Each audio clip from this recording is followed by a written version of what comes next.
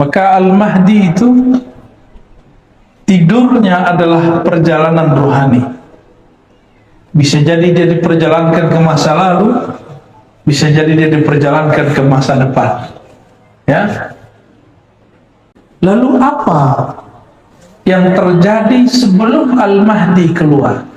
Al-Mahdi itu tugasnya memenuhi bumi dengan keadilan, sebagaimana bumi sudah dipenuhi dengan kezaliman. Berarti ciri-ciri turunnya Al-Mahdi, bukan turunnya, khuruj, munculnya Al-Mahdi nanti, Imam akhir zaman itu, kalau bumi sudah dipenuhi oleh ketidakadilan.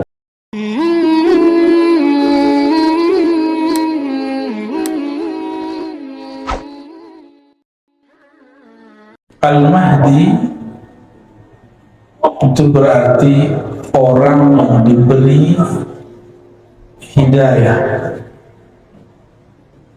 Al-Mahdi berarti sosok yang dibimbing oleh Allah Subhanahu wa Ta'ala.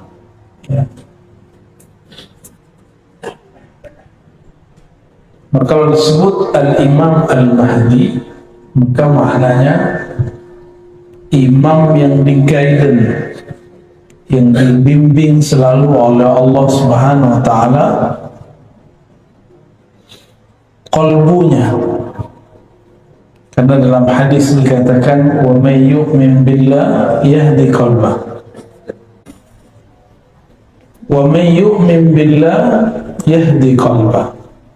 Siapa yang percaya kepada Allah, maka Allah akan bimbing kalbunya. Maka kajian-kajian Al-Mahdi harus menyesuaikan dengan prinsip kemahdian, bahwa Al-Mahdi ini dia bergerak dengan kalbunya, bukan bergerak dengan ra'yunya. Ra'yu artinya pikiran. Kalau pikiran bisa cocok-cocokan, ini dicocok-cocokkan dengan teori ini, teori itu, bukan berdasarkan gerak yang ada di dalam kalbunya. Ini dua hal yang berbeda. Ya. Hari ini banyak orang yang halu, atau banyak orang yang ngaku-ngaku pergerakannya pergerakan Al-Mahdi. Sedangkan Al-Mahdi itu orang yang tidak mungkin ngaku-ngaku, karena dia dihidayahkan oleh Allah Subhanahu wa Ta'ala. Al-Imam Abu Dawud nulis satu bab khusus mengenai Kitabul Mahdi, bab mengenai Al-Imam Al-Mahdi. Nah, ini saya bacakan beberapa hadisnya. An Abdullah bin Mas'ud, dari Abdullah bin Mas'ud, an Nabi sallallahu alaihi wasallam, dari Nabi sallallahu alaihi wasallam, "Law lam yabqa min ad-dunya illa yawmun." Seandainya dia tidak tersisa lagi di bumi ini, di dunia ini, kecuali satu hari saja, la tawwalallahu dzalikal yawm, sungguh Allah akan memanjangkan hari tersebut, hatta yab'atha fihi rajulan minni min ahli baiti, sampai Allah mengutus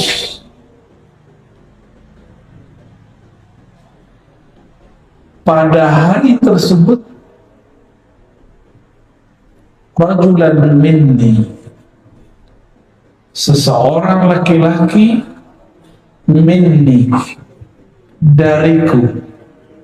Dalam riwayat ini ditambahkan min ahli baiti, dari ahlu baitku.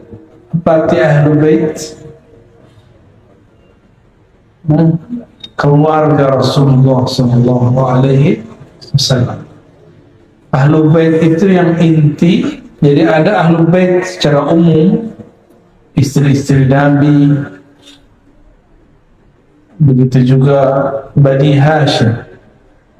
Tapi ada Ahlul Bait yang khas, anak-anak Rasulullah, mantu-mantunya, dan cucu-cucunya. Maka dalam hal ini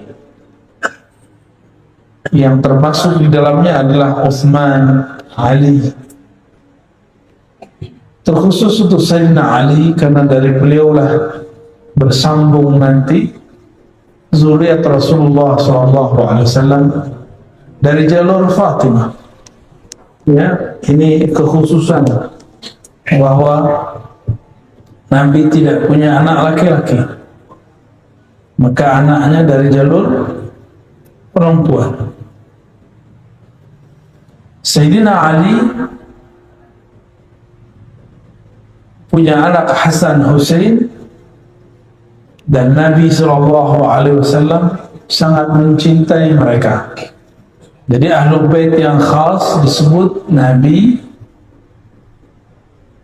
siapa? Khadijah, Fatimah, Hasan Hussein, dan Ali. Ini yang disebut Ahlul Bait. Zuriat Sayyidina Hasan dan Hussein, mereka lah yang disebut dengan zuriyah, keturunan Ahlul Bait. Jadi secara harfiah. Oleh karena itu, di akhir zaman yang tidak percaya dengan zuriat Nabi, bahwa masih ada zuriat Rasulullah SAW, dipastikan mereka adalah musuh-musuh daripada Al-Imam Al-Mahdi. Berarti mereka masuk kelompok yang disebut Khawarij. Kelompok apa namanya? Khawarij. Lalu disebutkan di sini ciri-cirinya. Yuwati ismi. Yuwati bahasa Arabnya muwata'ah. Muwata'ah berarti muwafaqah, munasabah. Sama namanya dan namaku. Ini secara harfiah. Tapi kembali kepada bahasa Arab, yuwati ismuhu ismi wasmu abihi ismu abi. Ya, tapi di riwayat lain tanpa kalimat abi. Nah, ini yang paling sahih. Isimnya sama dengan isimku. Dalam banyak kajian saya sudah menjelaskan bahwa isim yang kita terjemahkan nama ternyata kurang tepat. Karena kalau sekedar nama, sudah banyak zuriat Nabi bernama Muhammad, benar, atau Ahmad, atau Mahmud, dan nama ayahnya Abdullah, sudah banyak. Ternyata maksud daripada isimnya berkesesuaian dengan isimku. Itu maksudnya adalah isim dalam pemaknaan yang lebih luas. Ya, apa arti ism? Al-ismu al-alamu wal-sumu. Jadi ism itu maknanya tanda-tanda. Dan yang kedua, as-sumu, ketinggian ilmu. Jadi apapun tanda-tanda yang ada pada diri Rasulullah SAW, maka akan ada pada Al-Imam Al-Mahdi. Nah, sekarang nih Mahdi palsu lagi nyocok-nyocokin tanda-tanda dia. Ya. Tapi mereka salah paham, dikira itu tanda-tanda fisik. Ya, karena di hadis berikutnya disebutkan Al-Mahdi itu minni, dari keturunanku. Ya, dalam hadis Abu Daud nomor 4285, ajlal jabah, jidatnya lebar. Yang jidatnya lebar mulai GR nih ya. jidatnya sempit. Wah, kayaknya bukan saya nih. Ada orang datang jidatnya lebar ke saya, mau ngaku dia Imam Mahdi, tapi langsung kita bilang, jidat lebar kayak kamu mau ngaku Mahdi? Ya, ngaca dulu ya. Jidat lebar itu bukan berarti semua orang yang punya jidat lebar berarti ada bakat jadi Imam Mahdi, ya. Itu orang stres mungkin ya. Aqnal anf, hidungnya mancung sedikit agak bengkok atau bentoknya bagaimana. Tapi ini juga salah satu makna. Tapi ingat, ini itu setelah Imam Mahdi diislah, ada namanya islah. Jadi Imam Mahdi itu dalam hadis yuslihuhullahu fi lailah, akan Allah islah dia, perbaiki dia dalam satu malam.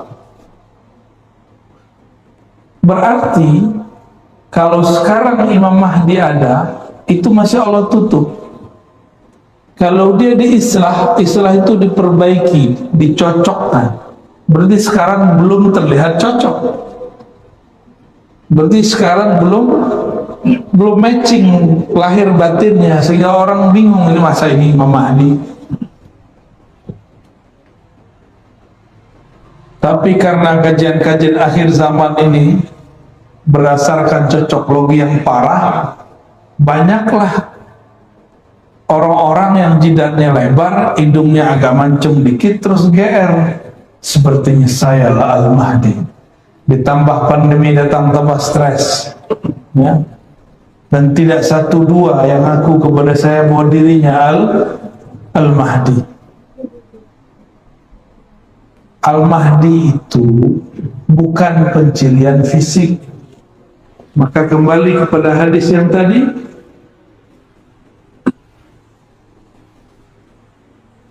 ismuhu yuwati ismuhu ismi, isimnya tanda-tanda hakikat dirinya, bukan tanda fisik. Bukan tanda fisik. Kalau tanda fisik banyak, zuriat Rasulullah mirip Rasulullah Sallallahu Alaihi Wasallam, ya.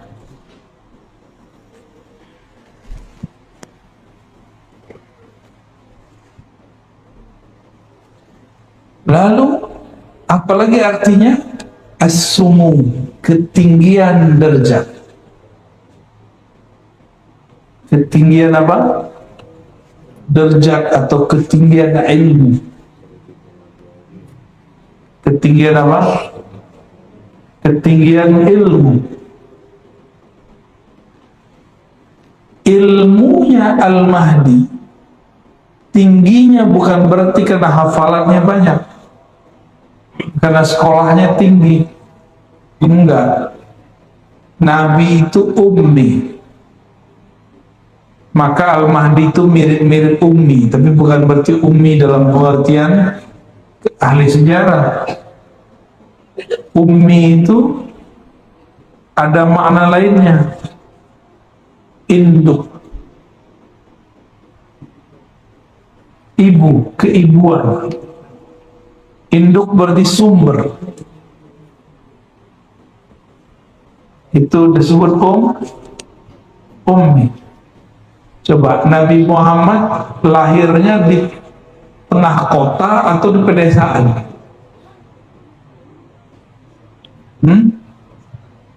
Mekah itu kota pedesa?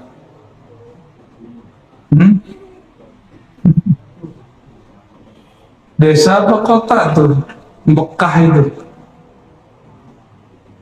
Berarti nggak paham ya selama ini Mekah itu apa ya. Bayangin desa gitu ya, itu nggak ngerti sejarah ya. Nih kita kasih tahu, Di tanah padang pasir yang dibutuhkan apa? Air. Maka di mana ada air itu menjadi pusat peradaban, jadi kota besar. Di padang pasir di Hijaz, di mana pusat air? Di Mekah. Berkah kaki Sayyidina Ismail, maka keluarlah air. Ada orang safar, mereka minta air. Ada yang tidak pindah-pindah. Terjadilah perkawinan, terjadilah perdagangan, terjadilah turun-temurun terus, dan sampai pada masa Sayyidina Muhammad SAW lahir beliau, itu Mekah sudah jadi kota besar, bukan kampung ya. Bukan kampung, itu Ummul Qura. Disebut apa? Induknya semua desa-desa, itulah yang disebut kota. Kota besar itu. Di mana ada air, itu pertama. Yang kedua, di mana ada tempat suci. Di Jazirah Arab tempat sucinya di mana? Jadi Ka'bah itu. Maka berkumpullah di situ dua hal yang hebat. Pertama air Zam-Zam, yang kedua itu tempat suci. Jadi itu kota besar, Pak, jangan dibayangin kota kecil. Karena ini kota besar, maka sulit untuk mengetahui siapakah sosok Nabi akhir zaman. Disitulah Allah keluarkan Nabi Muhammad SAW. Jadi Al-Imam Al-Mahdi itu nanti keluarnya di mana? Di kota besar, bukan di Balikpapan atau di desa kecil. Kotanya ibu kota besar, sehingga orang nggak kira. Kota besarnya nggak tahu nih kota yang mana ya. Apakah di negeri kita atau negeri yang lain? Kan banyak kota besar, benar nggak? Banyak kota besar. Nah, kita tidak punya kewajiban mengetahui kota yang mana. Di kewajiban kita mengetahui ciri-ciri rohaninya. Adapun ciri fisiknya setelah Allah islah dirinya, baru terlihat. Hidungnya mancung, ya, jidatnya lebar. Nah itu nanti Pak ya, dioperasi dulu ya.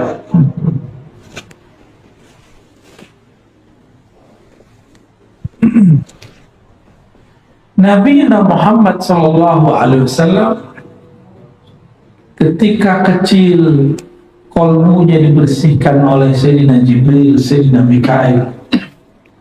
Maka Al-Imam Al-Mahdi itu kecilnya pasti dibersihkan juga oleh Allah. Bukan mimpi, keadaan jaga. Karena Nabi Muhammad SAW mengatakan, waktu aku kecil, tiba-tiba ada dua makhluk putih bersayap turun dari langit, mengeluarkan isi jantungku, lalu membersihkan dua noda hitam di dalamnya.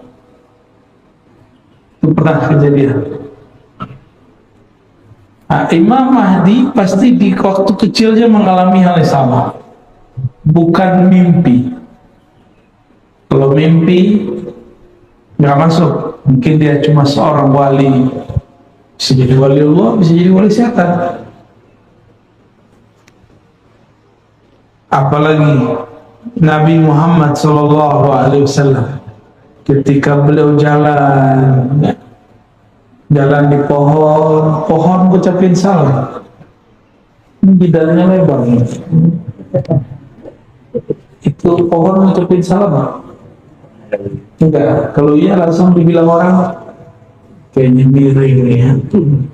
Masa pohon ngucapin salam? Nabi Muhammad SAW melewati pepohonan, bebatuan, itu batu mengucapkan salam. Terbayang nggak lagi jalan tenang-tenang tiba-tiba dengar suara batu? Gimana? Batu ngomong, kabur atau tetap sini? Mana? Kabur ya? Saya yakin yang sudah umur 50-60 aja penakut ya.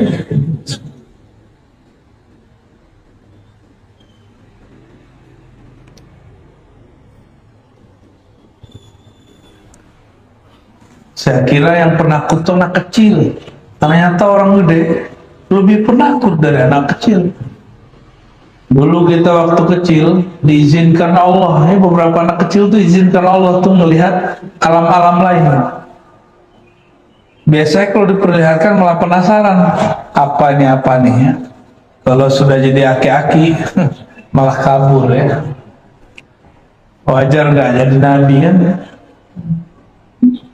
Wajar nggak jadi Imam Mahdi? Karena kalau ngalamin dikit takut GR.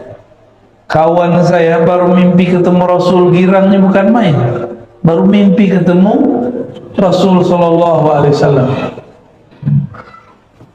Ibunya Rasulullah hampir tiap malam ketemu malaikat atau ruh para nabi. Hampir tiap malam. Udah gak kaget, udah gak norak kira-kira begitu. Tapi kawan kita baru sekali mimpi Rasul, cerita kemana-mana ya, girang. Itu baru dikasih satu mimpi. Mimpi itu adalah wahyu-wahyu yang tersisa. Mimpi yang saleh, mimpi yang bagus, ar-ru'ya as-salihah, itu adalah busyra, kabar gembira yang masih tersisa di akhir zaman, bentuk lain daripada wahyu-wahyu yang tersisa, disebut ilham atau mimpi yang baik. Maka Al-Mahdi itu tidurnya adalah perjalanan rohani. Bisa jadi dia diperjalankan ke masa lalu, bisa jadi dia diperjalankan ke masa depan. Ya.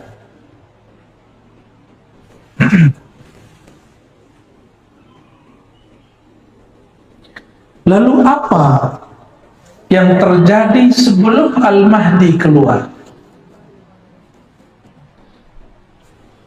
Hatta yab'atha fihi rajulan minni min ahli baiti wa ismuhu ismi wa ismu abi yamla'u al-ardha qistan wa 'adla kama muli'at zulman wa jawra. Al-Mahdi itu tugasnya memenuhi bumi dengan keadilan, sebagaimana bumi sudah dipenuhi dengan kezaliman. Berarti ciri-ciri turunnya Al-Mahdi, bukan turunnya, khuruj, munculnya Al-Mahdi nanti, Imam akhir zaman itu, kalau bumi sudah dipenuhi oleh ketidakadilan. Ini bukan tidak adil versi ahli politik ya. Tidak adil secara umum global, karena lafaznya bukan Indonesia, bukan Saudi, bukan Malaysia, bukan Singapura. Lafaznya al-ardu, bumi. Sebagaimana bumi dipenuhi dengan kezaliman, maka dia akan datang membawa keadilan. Maka hemat kami, tidak ada kezaliman yang lebih besar selama ini melainkan pandemi yang disebarluaskan. Ada nggak negara yang nggak kena pandemi? Lubang semut aja kena, Pak. Di awal-awal pandemi itu yang kenakan Depok, tapi ramenya sampai lubang semut, sampai komplek-komplek ditutup semua. Tiba-tiba orang jadi prokes-prokesan. Yang kena di Depok, yang rame orang Balikpapan, tutup semua, benar nggak? Hebatnya berita, ya, hebatnya orang bikin berita. Itu yang bikin ketawa-ketawa, Pak. Kita ketakutan. Yang nyebarin virus itu ketawa-ketawa, kita ketakutan. Virusnya ada, cuma beritanya diada-adakan. Masa yang kena di mana, yang nutup kompleks di mana? Kita dimain-mainin semua, dan itu sudah tidak adil. Udah begitu ekonomi hancur, benar ya? Habis hancur, apalagi banyak toko-toko tutup. Kawan kita di Jakarta, di Tanah Abang banyak pulang kampung stres. Banyak tutup buku. Bukan hanya bukunya ditutup, toko-tokonya ditutup.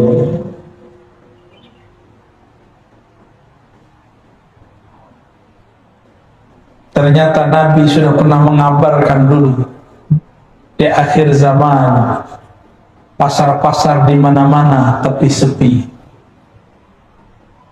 Maka sekarang depan komplek sudah ada toko-toko, udah kayak pasar, tapi sepi. Maksudnya apa? Orang nggak belanja lewat pasar. Nabi kan nggak mungkin bilang nanti di akhir zaman ada Tokopedia, ada Lazada, ada Shopee, kullu bid'atin dhalalah. Nggak mungkin Nabi bicara dengan lafaz-lafaz begitu. Tapi Nabi kan diperjalankan ke masa depan, ke masa kita. Dan Nabi lihat orang-orang menggunakan handphone. Tapi kan nggak mungkin Nabi bilang nanti ada benda kecil dipencet-pencet. Nggak mungkin Nabi ngomong begitu ya. Nabi ngomong dengan bahasa para sahabat. Ini handphone canggih ya? Mau berangkat ke Jakarta tinggal pencet-pencet kan? Kan zaman kita dulu masih kecil, waduh, masya Allah. Apa namanya dulu?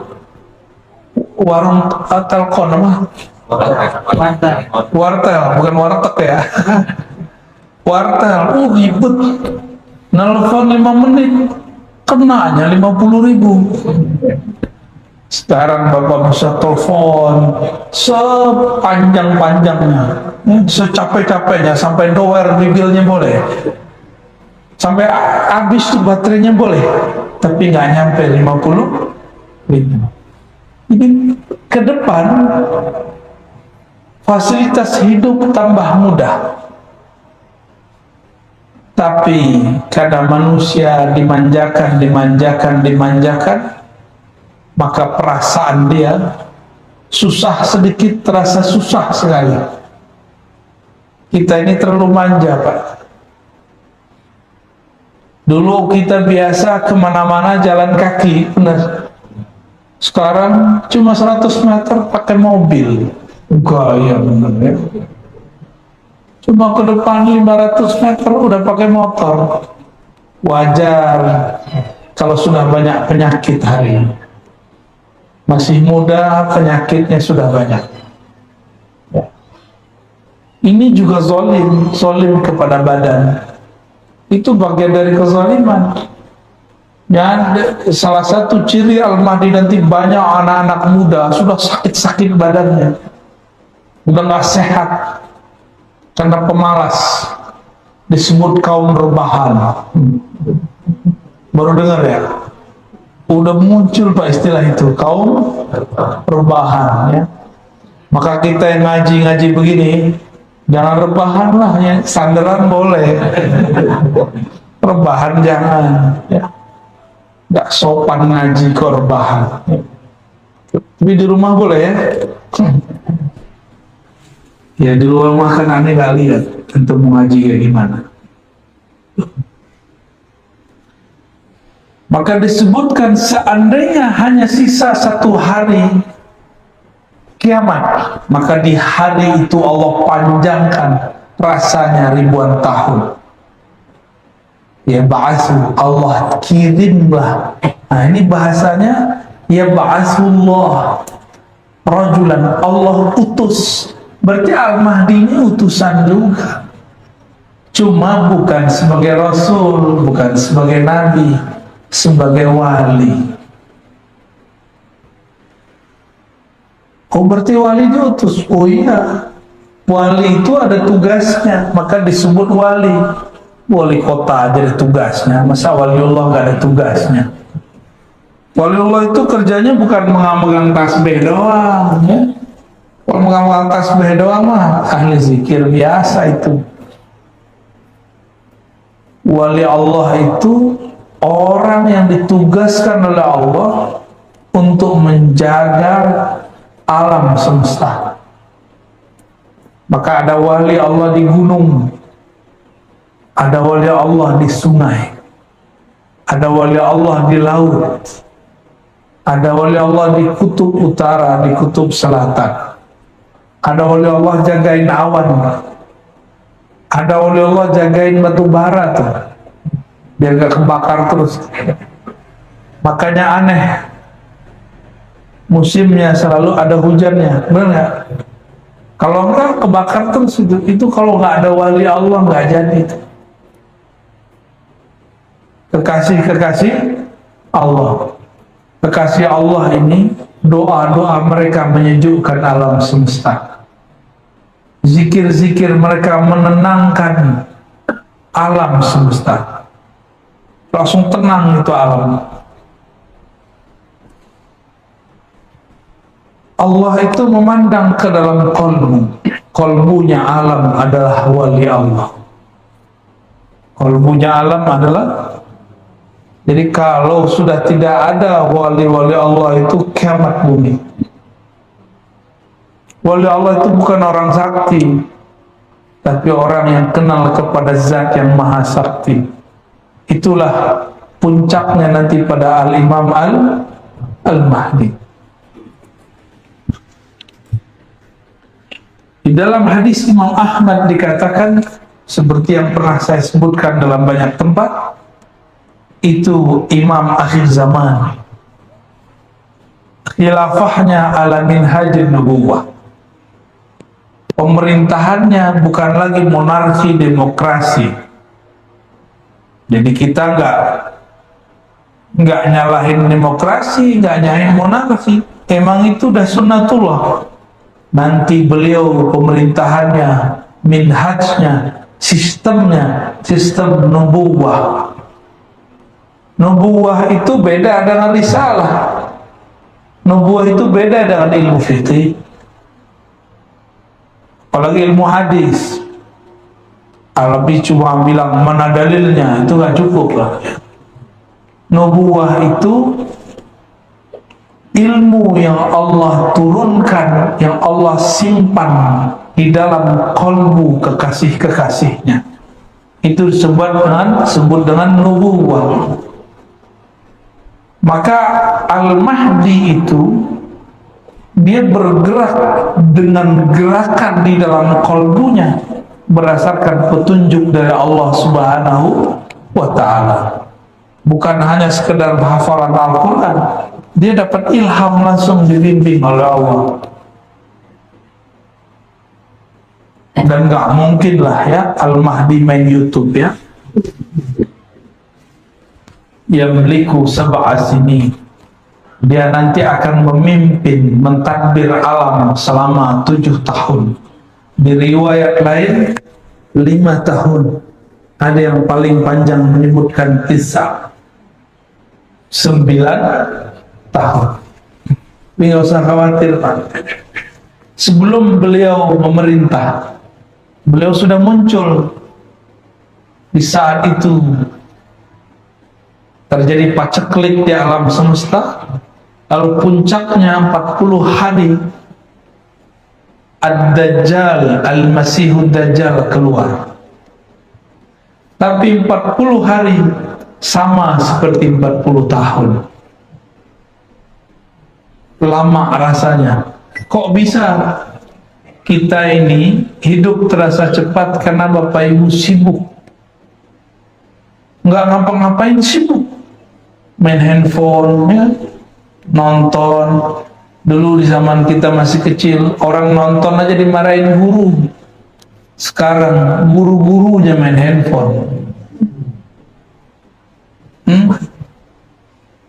Maka waktu sebentar sekali, sudah tak terasa sudah 2 tahun kita hidup bersama pandemi. Bapak belum talak-talak juga dia ya, karena dia nggak mau ditalak dia. Benar 2 tahun, tegangnya kok udah hilang.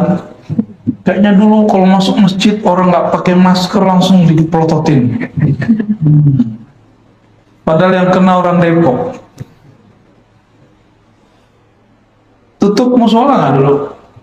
Tempat yang ada perawan Dilarang tuh. Semua ketakutan, Pak. Itu bukan pemerintahnya yang salah, bukan imam masjid yang salah. Emang sudah begitu masanya. Bukan hanya musola masjid, gereja ditutup, ya, wihara ditutup semua. Jadi jangan kita kemudian pakai otak konspirasi, abal-abalan. Konspirasi itu ada ilmunya, ada teorinya, jangan pakai teori abal-abalan. Wah, ini tanda nih, tanda ingin menghancurkan umat Islam nih. Oh, mesti ditutup. Ya salam. Kristen juga tutup gerejanya. Yang waras kalau mikir. Ya, mikir itu yang cerdas sekalian, yang kritis sekalian, benar sekalian. Ya. Jangan nanggung kalau kritis. Jangan mikir begitu ya. Semua Pak. Karena Dajjal itu musuh semua agama. Musuh semua agama. Nanti ada masa handphone tidak bekerja. Ini kabar buruk Pak. Saya bukan nakut-nakutin. Kata ahli bahan bakar di dunia. Ini kan Balikpapan ini punya, ada Pertamina, dulu ada Chevron, ya, ada Total, masih ada nggak tuh? Udah nggak ada ya? Udah angkat kaki dia. Itu ciri-ciri itu deh.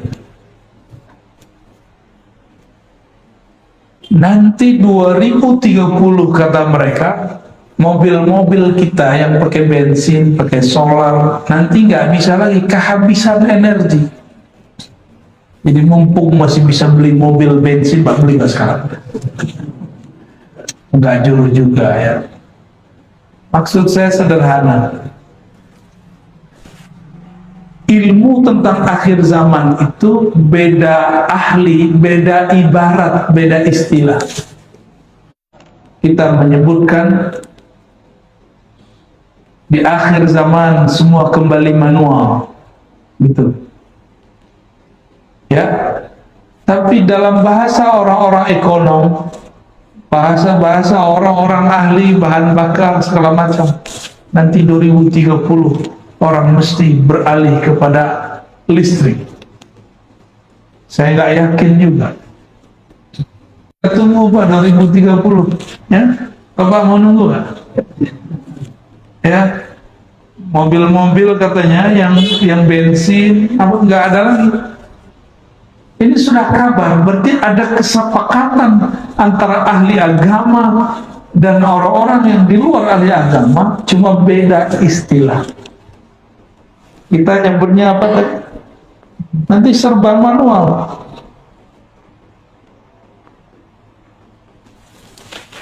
Gimana Pak? Takut nggak? Itu beda lagi. Takut itu macam-macam bahasa Arabnya. Kalau takut sama Allah namanya takwa, khasyah.